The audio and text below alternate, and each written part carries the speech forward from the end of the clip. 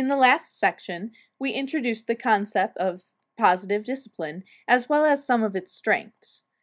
Now let's take a look at the first step on the road to positive discipline, developing an effective system of rules and consequences.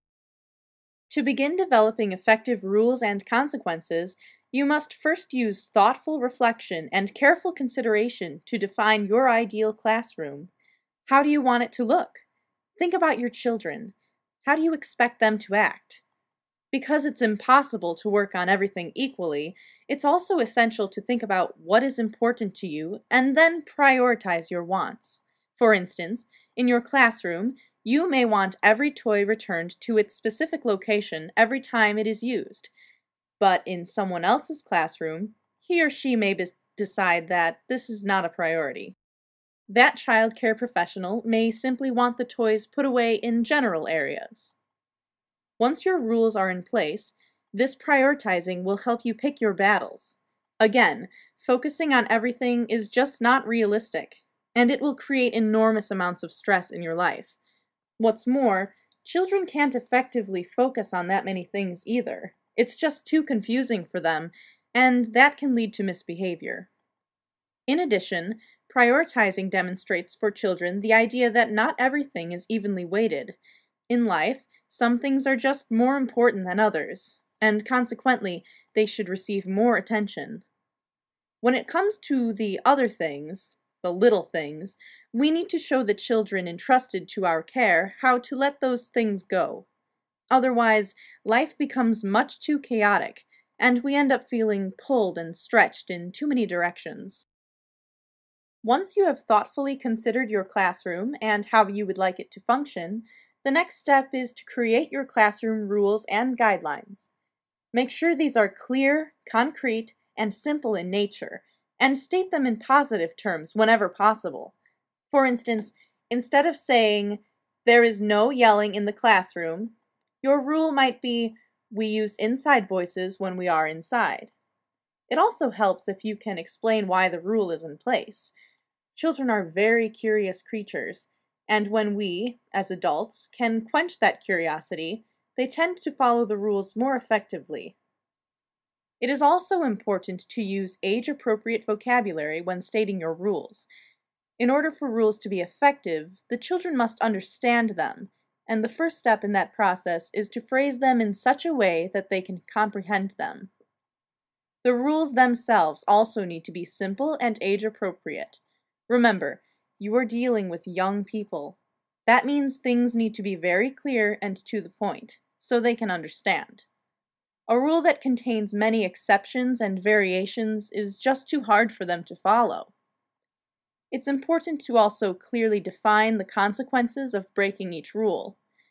Classroom management relies on consistency for success, and in order to maintain that, it's best to define everything beforehand.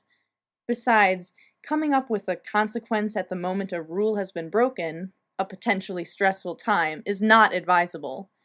It's best to define these things when you can be thoughtful and clear-headed. Once you have your classroom rules and consequences clearly defined in positive, age-appropriate language, you need to communicate these things to your students. After all, they can't possibly meet your expectations if you don't let them know what they are. Keep in mind that, developmentally, children take more time to process things. Not to mention, they can only successfully process a few things at a time. Consequently, we need to introduce children to our rules and consequences more slowly and deliberately. You may need to show and tell your rules over and over again before the children truly understand them, so take your time and keep your patience. This communication process may be long and arduous, but it will be time well spent. Additionally, we need to consider that everyone learns differently. It's important to communicate the rules to the children using as many learning modalities as possible. Auditory learners need to hear the rules and consequences, so verbally explaining the rules to your class will help them to understand. Visual learners need to see the rules. This can be accomplished by creating posters with visual representations of the rules and posting them around your classroom. Refer to each poster as you explain the rules to your children, and both visual and auditory learners will be addressed. Kinesthetic learners need to feel or experience the rules. In other words, for them to understand concepts like inside voices, they need to actually use an inside voice versus an outside voice and experience it firsthand. Finally, when it comes to rules and consequences, consistency is key. Once you've invested all that time and effort in defining and explaining the rules, you must follow them at all times. Otherwise, the children can become confused, and confusion almost always leads to misbehavior. Once the rules have been devised and communicated to the children, our job is not done. In fact, our job is never done. Remember that children learn from us every moment of every day, whether we intend to teach them anything or not. In other words, do as I say doesn't work. Children will do as we do. Consequently, it is important that we model or demonstrate proper behavior for them at all times. Another important element to a successful classroom is the environment itself. Not the physical environment so much, but the emotional environment you create with your actions and your words. Show them love, affection, and respect. Help them to feel safe, secure, and happy. Make them part of a group, a caring, productive group. Children often misbehave when they feel like they do not belong or that they are not respected, so creating this type of emotional environment will help them follow the rules more effectively. Bear in mind that showing love and affection does not mean that you should be overly permissive.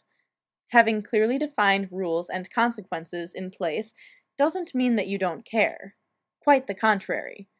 Asking your students to step up and follow the rules in a caring, authoritative way is the most productive way to help children's social development grow and thrive. As I mentioned earlier, showing children respect is an important ingredient to successful behavioral management. Most of us know how to show children that we love them.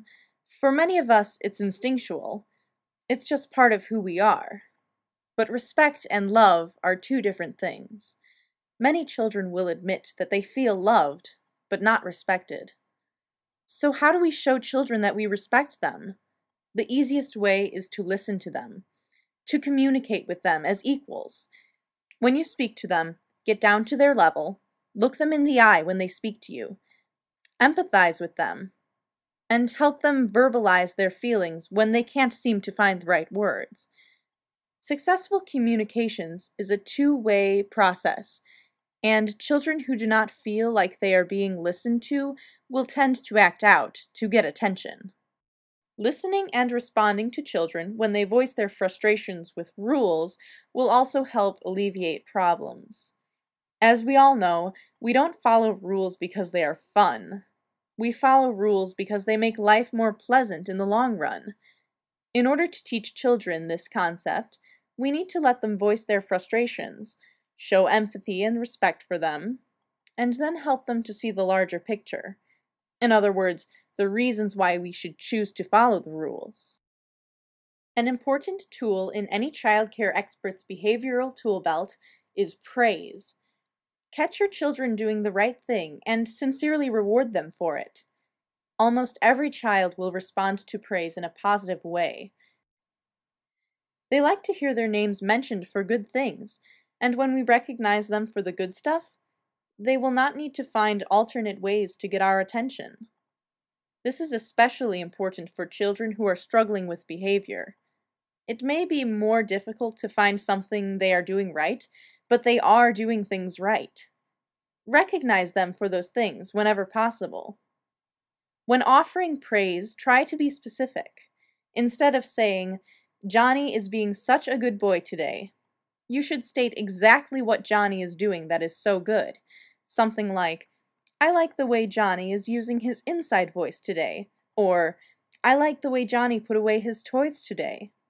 Additionally, make sure to mention these good choices to parents and guardians when they come to pick up their children. Children value your praise, but they value it even more when you brag about their actions to the ones they love. Plus, parents and guardians love to receive good news from us. This approach will strengthen your relationships with the children as well as with their families. When a rule is broken and misbehavior does occur, it is our job to deal with the situation immediately and consistently. Keep in mind that the way in which you respond to these situations will affect the duration and intensity of the misbehavior, and more importantly, the social and emotional development of the child who has misbehaved. In addition, the other children are watching and learning from us every moment. It is important to stay calm in these situations. Nobody wins in a shouting match, and most likely you will feel guilty about it later. You have carefully created rules and consequences for a reason. Rely on them to help you keep your cool. In addition, the other children will be watching and learning from you every moment. Moments like these are the perfect opportunity to model for them how to appropriately handle tense situations. Calm, however, does not mean pleading or bargaining. You have rules. Stick to them in an authoritative manner and be consistent about enforcing them. Speak in a firm but quiet voice and try to state things in a positive way whenever possible. Saying things like, "Don't stand on the chairs," or "Stop it," or "You never listen," is harmful to a child's self-esteem. Try saying something like, "Feet belong on the floor," instead. When it comes to behavioral issues, always mean what you say and say what you mean. In other words, don't offer up empty threats. If you do not intend to make the entire class sit with their heads down on their desks, then don't say it. Even the youngest children will soon figure out that you have no intention of following through with your consequences, and that will undermine your overall authority in the classroom, making effective classroom behavior very difficult to maintain. Yelling, blaming, shaming, and criticizing are also not effective ways to handle misbehavior, especially when they are done in front of others. These types of action disconnect the child from you as well as the rest of the group. Children must feel like valuable, important members of the group to consistently make proper behavioral choices, and that should be our ultimate goal.